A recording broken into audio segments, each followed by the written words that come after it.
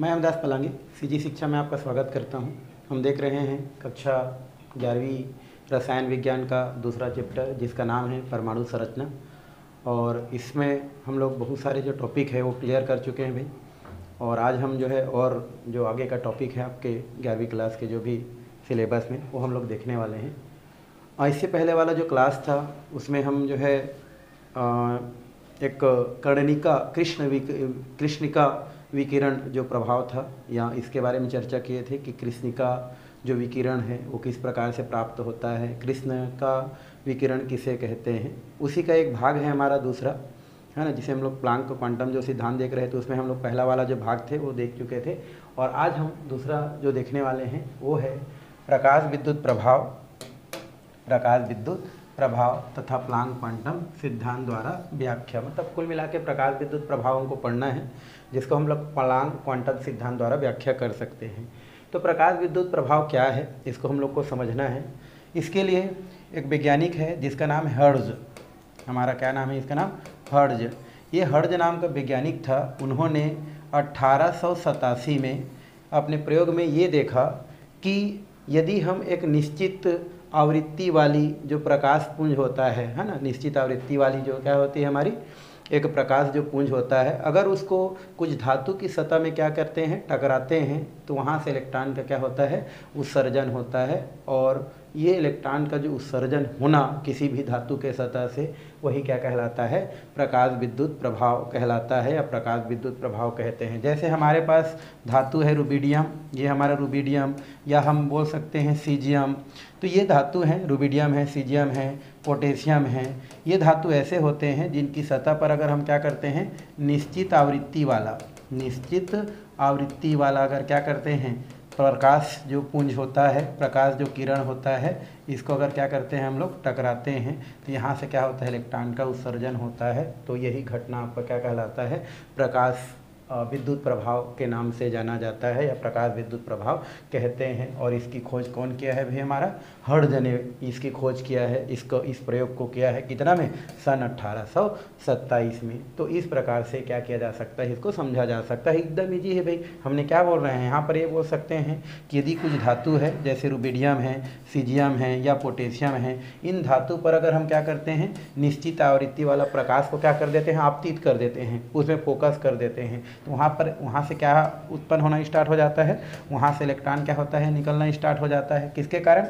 जब उसमें आपतित प्रकाश किया जाता है, किस पर, धातु पर, निश्चित आवृत्ति वाला प्रकाश डाला जाता है तो यहाँ से इलेक्ट्रॉन निकलता है। तो यह जो प्रभाव होता है, ये जो प्रक्रिया होता है वही क्या कहलाता है, प्रकाश विद्युत प्रभाव कहलाता है। क्यों? क्योंकि यहाँ पर जो भी इलेक्ट्रॉन निकल रहे हो प्रकाश के प्रभाव से निकल रहा है, इस कारण से प्रकाश विद्युत प्रभाव के नाम से जाना जाता है, जिसको यहाँ पर क्या किया जा सकता है भाई, लिखा जा सकता है। तो चलिए यहाँ पर लिख देते हैं हम लोग परिभाषा को, प्रकाश विद्युत क्या देखना है हमको, प्रभाव।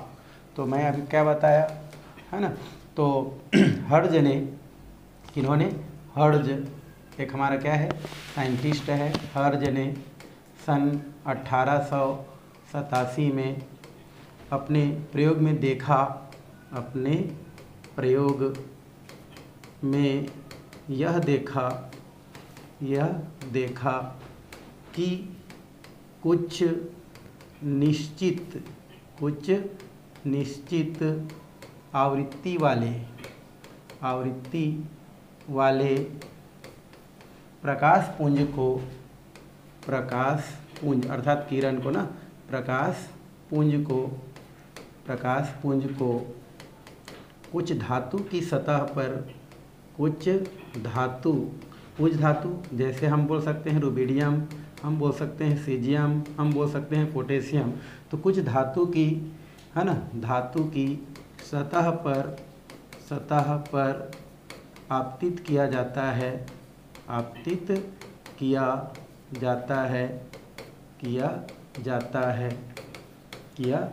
है। उन्होंने देखा अपने प्रयोग में कि अगर कुछ निश्चित आवृत्ति वाले क्या होते हैं, प्रकाश पुंज होते हैं, उसको हम क्या करते हैं, हम ये देखा कि यहाँ पर हम क्या कर सकते हैं, निश्चित आवृत्ति वाले प्रकाश पुंज को कुछ धातु की सतह पर आपतित किया जाता है। तो धातु की सतह से, है ना, इलेक्ट्रॉन का क्या होता है, उत्सर्जन होता है, तो आपतित किया जाता है। तो धातु की सतह से इलेक्ट्रॉन का क्या होता है, उत्सर्जन होता है। उत्सर्जन मतलब निकलना होता है ना भाई, इलेक्ट्रॉन निकलता है तो उत्सर्जन होता है या इलेक्ट्रॉन उत्सर्जित होता है, ये बोल सकते हैं। तो इलेक्ट्रॉन का क्या होता है, उत्सर्जन होता है। यह प्रभाव क्या कहलाता है, आपका प्रकाश विद्युत प्रभाव कहलाता है। तो यहाँ से हम क्या कर सकते हैं, लिख सकते हैं कि यह प्रभाव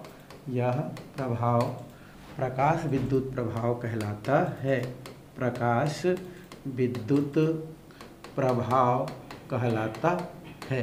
तो इस तरीक़ा से हम जो है प्रकाश विद्युत प्रभाव की क्या कर सकते हैं, परिभाषा लिख सकते हैं, बता सकते हैं। क्या बोले हैं भाई, तो यहाँ पर निश्चित आवृत्ति का कुछ क्या लेते हैं, प्रकाश किरण लेते हैं, और उस प्रकाश किरण को अगर हम क्या करते हैं, कुछ धातु है, सभी धातु नहीं, कुछ धातु जैसे रुबिडियम, सीजियम या पोटेशियम में क्या करते हैं, आपतित कराते हैं, तो वहाँ से इलेक्ट्रॉन क्या होता है, धातु की सतह से इलेक्ट्रॉन उत्सर्जित होता है, उत्सर्जन होता है। यही घटना आपका क्या कहलाता है, प्रकाश आपका विद्युत प्रभाव के नाम से क्या किया जाता है, जाना जाता है। क्यों, क्योंकि इलेक्ट्रॉन का जो उत्सर्जन हो रहा है वो किसके कारण हो रहा है भाई, प्रकाश के कारण हो रहा है, प्रकाश के प्रभाव से हो रहा है। इस कारण उसे हम लोग जो है प्रकाश विद्युत प्रभाव के नाम से क्या करते हैं, जानते हैं। यहाँ पर जो विकिरण प्रयोग किया जाता है या उपयोग में लाया जाता है, या जो भी प्रकाश उपयोग में लाया जाता है, वो एक फोटान के रूप में रहता है। इसलिए एक तरीक़ा से और इसको क्या किया जा सकता है, समझाया जा सकता है। क्या, तो जो फोटान होता है, तो फोटान के प्रभाव से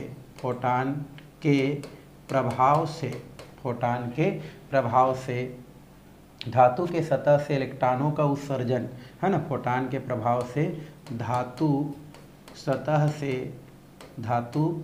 से या धातु के सतह से लिख सकते हैं आप, धातु के सतह से इलेक्ट्रॉन का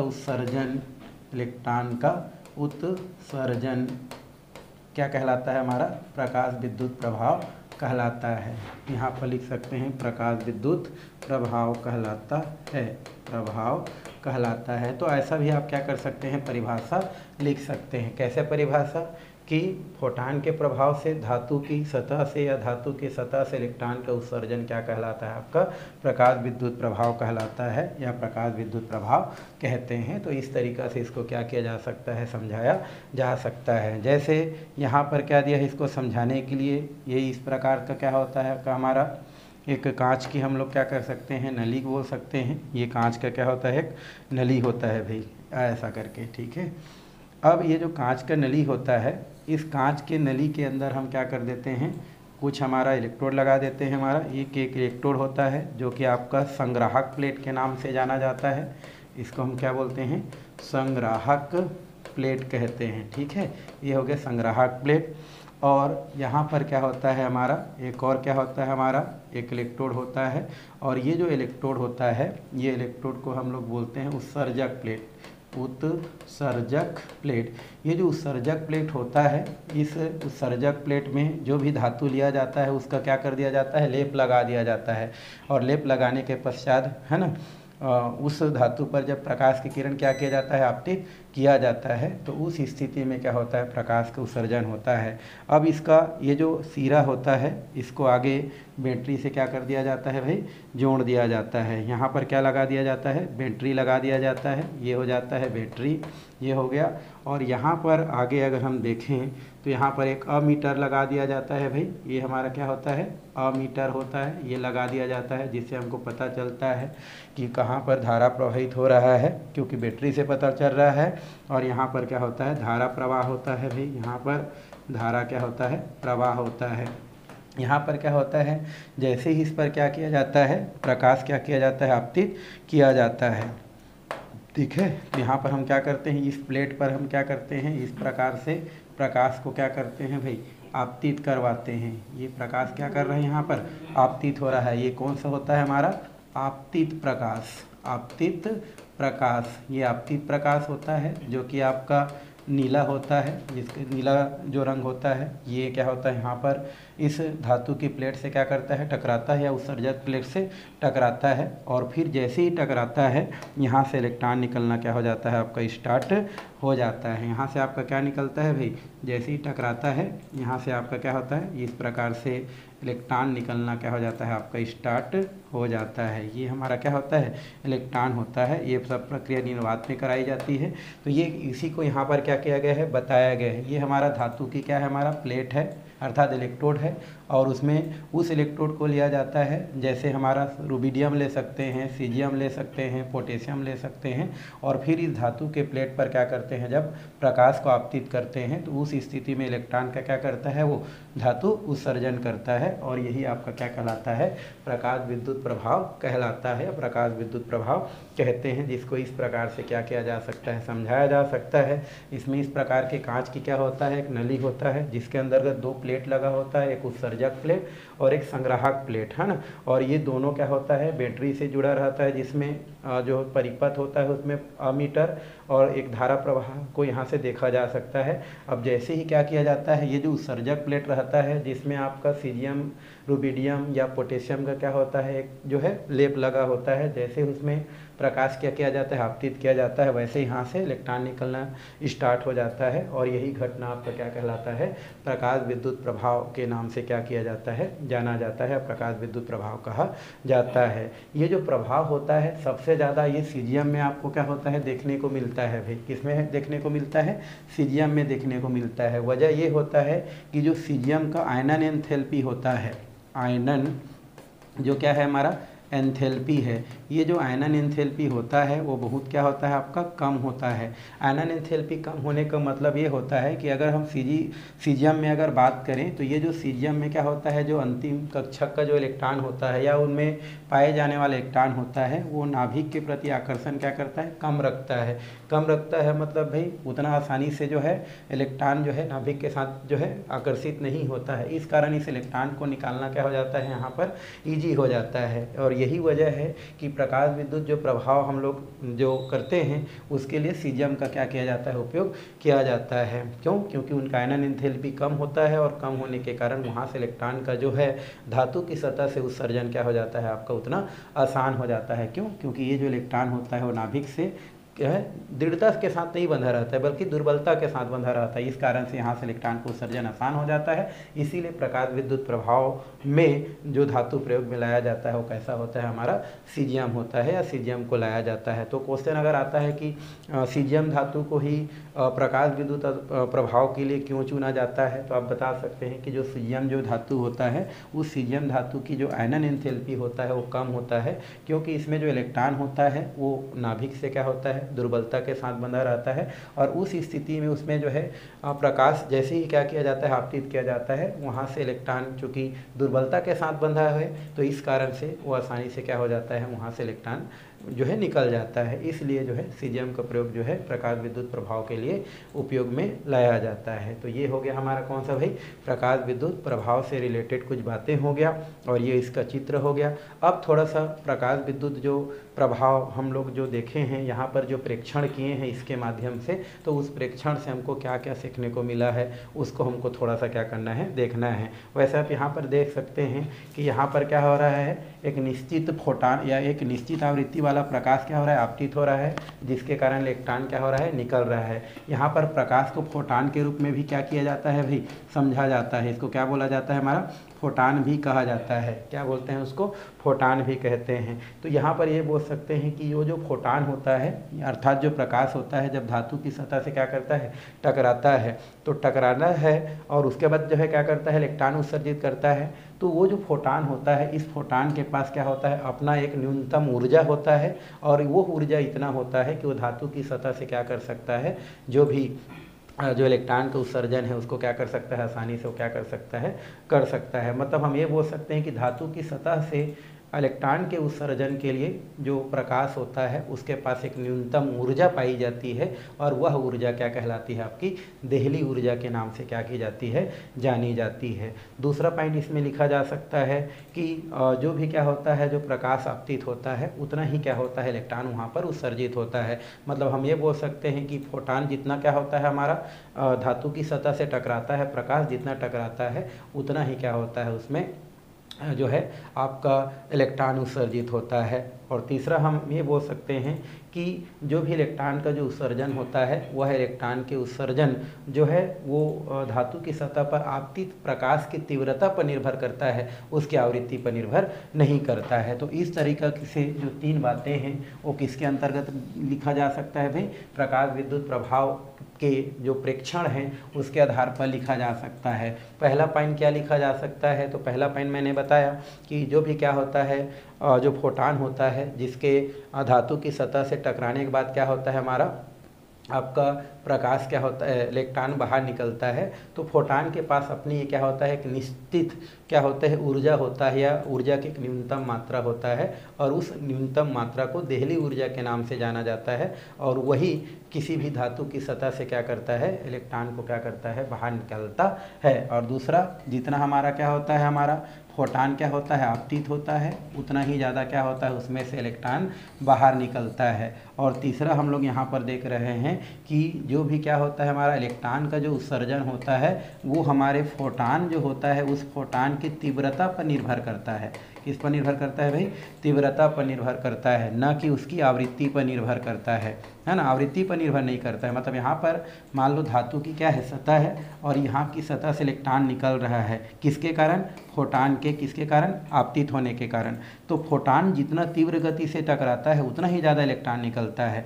तो इलेक्ट्रॉन के निकलने की प्रक्रिया जो है, धातु की सतह से इलेक्ट्रॉन निकलने की प्रक्रिया जो होता है वो फोटॉन की तीव्रता के समानुपाती होता है, न कि उसके आवृत्ति के। तो ये 3-4 पॉइंट जो है प्रकाश विद्युत प्रभाव के अंतर्गत क्या किया जा सकता है, लिखा जा सकता है, जिसको यहाँ पर लिखा गया है भाई। जैसे देखो कि हर जो फोटॉन होता है उसके पास अपना क्या होता है, एक न्यूनतम आवृत्ति वाला ऊर्जा होता है जिसे हम क्या बोलते हैं, देहली आवृत्ति कहते हैं। मतलब हर जो प्रकाश होता है, प्रकाश किरण होता है, उसके पास ऐसा न्यूनतम ऊर्जा पाया जाता है जिसकी सहायता से वो धातु की सतह से क्या कर सकता है, इलेक्ट्रॉन को उत्सर्जित कर सकता है। वही क्या कहलाता है, उसका देहली आवृत्ति कहलाता है भाई। और देहली आवृत्ति को यहाँ पर V नॉट से क्या किया जाता है, प्रदर्शित किया जाता है या प्रदर्शित करते हैं, है ना। और यहाँ पर देखो फोटॉन किसी विशिष्ट धातु के से क्या कर सकता है, वो धातु से इलेक्ट्रॉन को क्या कर सकता है, आपको बाहर निकल सकता है। तो इतना अगर लंबा आप नहीं लिखना चाहते तो आप इतना ही लिख सकते हैं कि प्रत्येक फोटॉन के पास जो है ऊर्जा की क्या होती है, न्यूनतम मात्रा होती है। और ऊर्जा की ये जो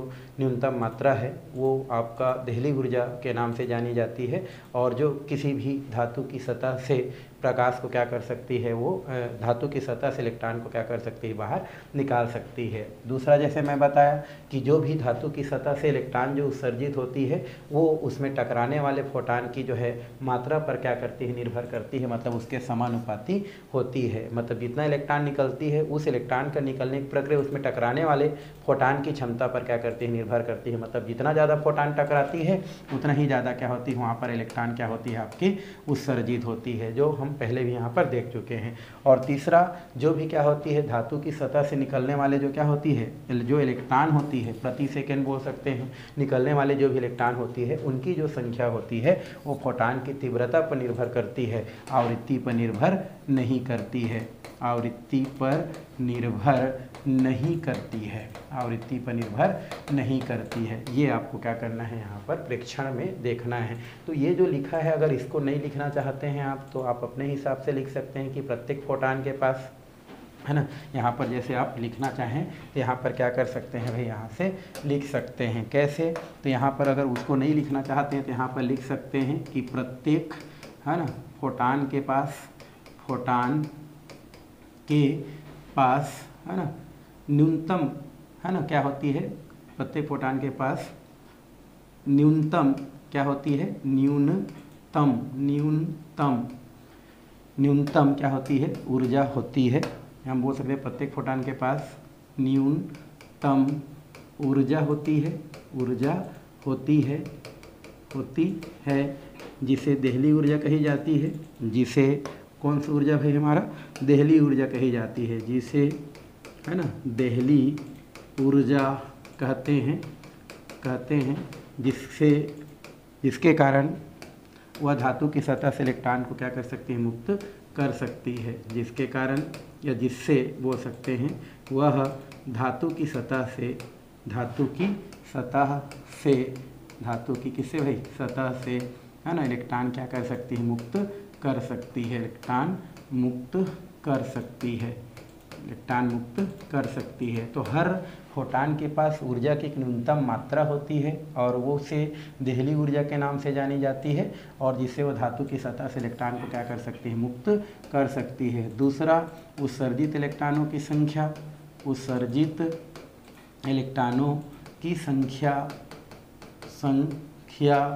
आपतित फोटान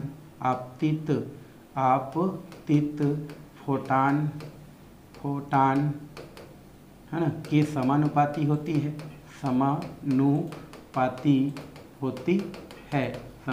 होती है। अर्थात जितनी ज़्यादा क्या होती है फोटान आपका किसी धातु की सतह पर क्या होती है, आपतित होती है, उतना ज़्यादा इलेक्ट्रॉन क्या होती है, उत्सर्जित होती है। और थर्ड बताया मैं, उत्सर्जित इलेक्ट्रॉनों की संख्या या उत्सर्जित इलेक्ट्रॉनों की तीव्रता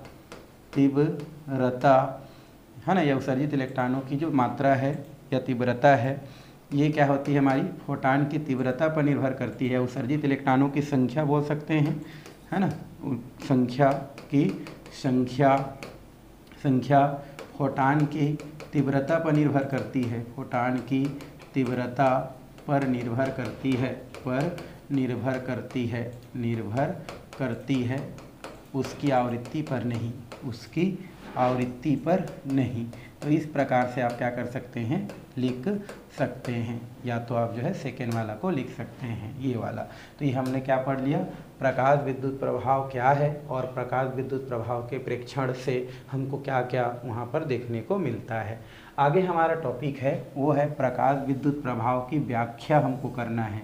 क्या करना है, प्रकाश विद्युत प्रभाव की व्याख्या, है ना, तो बोलना है हमको ज़्यादातर। प्रकाश विद्युत प्रभाव की व्याख्या जो है वो प्रकाश के जो कण प्रकृति है उसके आधार पर की जाती है भाई, है ना। तो यहाँ पर आप लिख सकते हैं कि प्रकाश विद्युत प्रभाव की व्याख्या है ना, प्रकाश विद्युत प्रभाव की क्या है हमारा व्याख्या लिख देते हैं, व्याख्या है ना, प्रकाश कण या प्रकाश के कण प्रकृति के आधार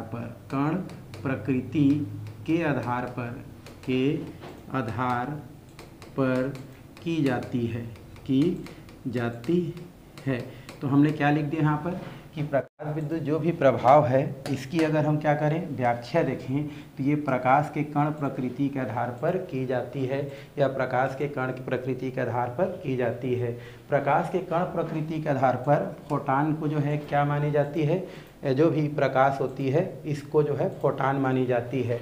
इस प्रभाव के आधार पर या प्रकाश कण प्रकृति के आधार पर बोल सकते हैं प्रकाश कण जो भी प्रकृति है ना, प्रकाश कण क्या है हमारा भाई, प्रकृति के आधार पर प्रकाश कण प्रकृति के आधार पर जो प्रकाश होती है इसको जो है फोटान मानी जाती है। प्रकाश जो कण होती है उसको फोटान मानी जाती है। तो प्रकाश कण प्रकृति के आधार पर जो है प्रकाश कण को, प्रकाश को या प्रकाश जो किरण होता है उसको, प्रकाश को क्या मानी जाती है भाई, फोटान मानी जाती है। फोटान मानी जाती है किसके आधार पर, हमारा प्रकाश कण प्रकृति के आधार पर जो भी प्रकाश होता है इस प्रकाश को क्या मानी जाती है, फोटान मानी जाती है। और सन 1905 में 5 में एक साइंटिस्ट था हमारा, वो था हमारा आइंस्टीन, जिसके बारे में हम लोग थोड़ा चर्चा किए थे, जिसका सूत्र क्या था हमारा, E बराबर हमारा क्या था, h म्यू था, ये हम लोग देखे थे।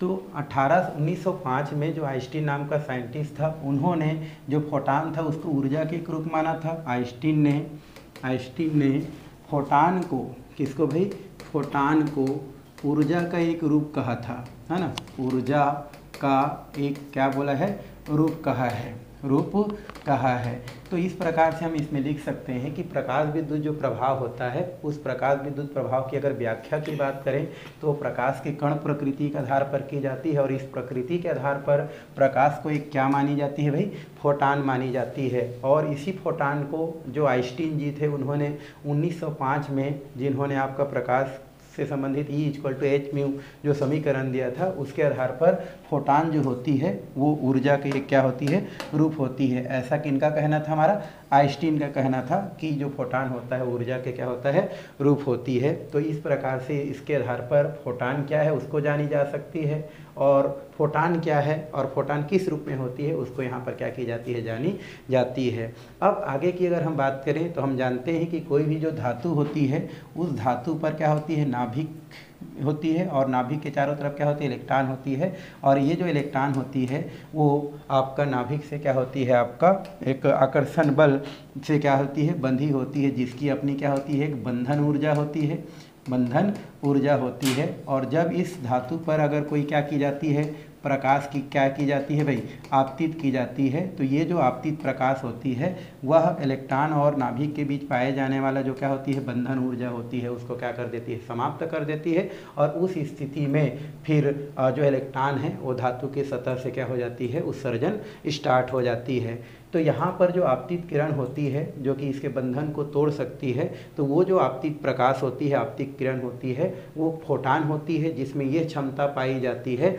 कि वो धातु की सतह से इलेक्ट्रॉन को, बंधन ऊर्जा को समाप्त करके क्या कर सकती है, मुक्त कर सकती है। और इसके लिए जो फोटान होती है, इसके लिए जो क्या होती है, हमारी जो फोटान होती है, ये फोटान के पास क्या होती है, ऊर्जा की एक न्यूनतम मात्रा पाई जाती है, जिस मात्रा को या ऊर्जा की जिस मात्रा जो है, मतलब प्रत्येक फोटान के पास किसी भी धातु की बंधन ऊर्जा को तोड़ने के लिए ऊर्जा की क्या होती है, न्यूनतम मात्रा होती है। और वह न्यूनतम मात्रा देहली ऊर्जा के नाम से क्या की जाती है, जानी जाती है। देहली ऊर्जा को यहाँ पर दर्शाने के लिए hμ0 का क्या की जाती है, प्रयोग की जाती है। यहाँ पर जो देहली ऊर्जा होती है जो किसके पास होती है भाई, हमारी ये हमारी जो है फोटान के पास होती है। ये देहली ऊर्जा को आजकल जो है इसको एक नाम से कार्यफलन के भी नाम से क्या की जाती है, इसको जानी जाती है। देहली ऊर्जा को कार्यफलन के नाम से भी जानी जाती है। तो इस प्रकार से क्या की जा सकती है, किसी भी धातु की सतह से क्या की जा सकती है, आपका प्रकाश या फोटान आपतित करके उसके बंधन ऊर्जा को समाप्त करके जो भी इलेक्ट्रॉन है उसको क्या की जा सकती है, निष्कासन की जा सकती है, उत्सर्जित की जा सकती है। और जो भी प्रकाश जो फोटान के रूप में रहती है वो धातु की सतह से तभी जो है जो इलेक्ट्रॉन है उसको उत्सर्जित कर सकती है जब उसके पास ऊर्जा की कुछ न्यूनतम मात्रा, जिसे देहली ऊर्जा के नाम से क्या की जाती है, जानी जाती है, ये क्या होती है, पाई जाती है। तो इस तरीक़ा से इसको क्या की जा सकती है, समझाई जा सकती है। और आगे इसी को थोड़ा सा आगे यहाँ पर ये की गई है कि जो है जब आपतित प्रकाश की जो ऊर्जा होती है, ये आपतित प्रकाश की ऊर्जा क्या होती है, या आपतित प्रकाश का जो मान होती है अर्थात फोटान की जो मान होती है, जब उसका मान देहली ऊर्जा के मान से, किससे, देहली ऊर्जा के मान से ज़्यादा होती है, तभी जा कर के क्या होती है, कोई भी धातु की सतह से या धातु की सतह से इलेक्ट्रॉन का उत्सर्जन होती है।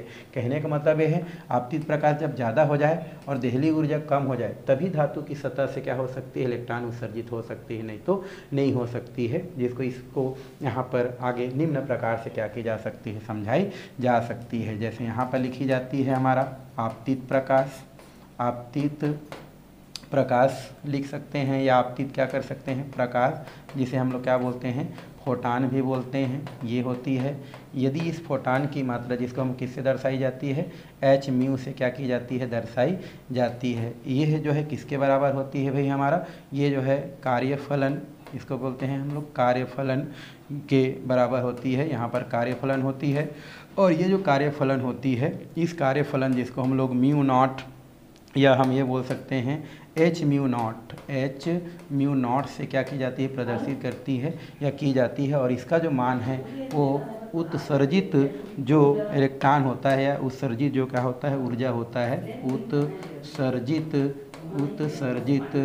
जो है विकिरण की जो मात्रा होती है, विकिरण की या ऊर्जा की जो मात्रा होती है, इससे के क्या होती है, धन के बराबर होती है। यहाँ पर उत्सर्जित ऊर्जा की जो मात्रा होती है, विकिरण की जो मात्रा होती है, उसको जो है 1/mv² से दर्शाई जाती है। तो अंततः यहाँ पर एक समीकरण hμ = hμ0 और है प्लस में प्लस, और ये 1/2mv² क्या हो जाती है, प्राप्त हो जाती है। तो ये हो गया आपका प्रकाश विद्युत प्रभाव से रिलेटेड कुछ क्या हो गया, व्याख्या। क्या किया कि प्रकाश विद्युत प्रभाव को हम प्रकाश के कण जो प्रकृति है उसके द्वारा समझा सकते हैं। कण प्रकृति के आधार पर प्रकाश को फोटान मानी जाती है, लेकिन आइंस्टीन का कहना है जो फोटान जो होती है ऊर्जा का एक रूप होती है। और हम जानते हैं कि कोई भी धातु की सतह से इलेक्ट्रॉन क्या होती है, आपका नाभिक से साथ बंधी होती है, मतलब उसकी बंधन ऊर्जा कुछ पाई जाती है। और जब किसी धातु की सतह पर कोई प्रकाश क्या की जाती है, फोटान आपतित की जाती है, तो वो फोटान होती है वो बंधन ऊर्जा को क्या कर देती है, समाप्त कर देती है। और उसके बाद धातु की सतह से इलेक्ट्रॉन निकलना क्या हो जाती है, स्टार्ट हो जाती है। किसी भी धातु की सतह से इलेक्ट्रॉन तभी निकलती है जब उसका जो फोटान की जो क्या होती है, जो देहली ऊर्जा होती है वो आपकी क्या होती है, फोटान बोलता हूँ, धातु की जो देहली या फोटान की जो क्या होती है, देहली ऊर्जा होती है, वो बंधन ऊर्जा की अपेक्षा क्या होती है, ज़्यादा होती है। मतलब हम ये बोल सकते हैं कि आपतित जो भी क्या होती है हमारा फोटान होती है, उसका जो मान होती है, अर्थात जो देहली ऊर्जा का मान होती है, ये देहली ऊर्जा का मान बंधन ऊर्जा से क्या हो जाती है, ज़्यादा हो जाती है। तभी वो धातु की सतह से क्या होती है, इलेक्ट्रॉन को मुक्त करती है। तो इतने सारे बातें प्रकाश विद्युत प्रभाव के अंतर्गत की जा सकती है। अब व्याख्या जब हो जाती है, इससे कुछ क्या होती है, निष्कर्ष निकलती है। ये निष्कर्ष को इस प्रकार से क्या की जा सकती है, बताई जा सकती है। कैसे? तो यहाँ पर यदि क्या होती है, आपतित प्रकाश, कौन सा प्रकाश यहाँ पर, आपतित प्रकाश, तो यहाँ पर लिख सकते हैं आपतित प्रकाश।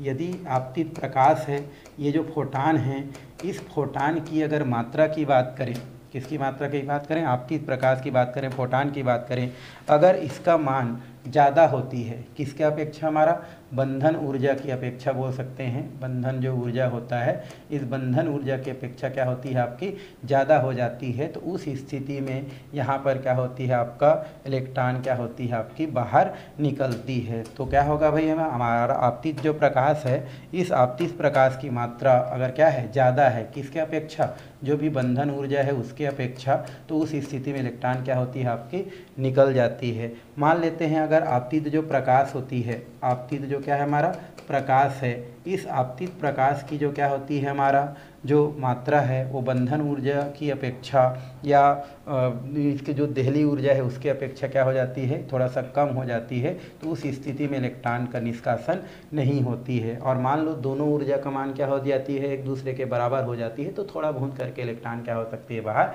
निकल सकती है। तो लगभग 1 2 3 बातें क्या की जाती है, यहाँ पर लिखी जाती है। आपतित प्रकाश मात्रा में ज़्यादा हो गया बंधन ऊर्जा से, तो इलेक्ट्रॉन निकलेगा।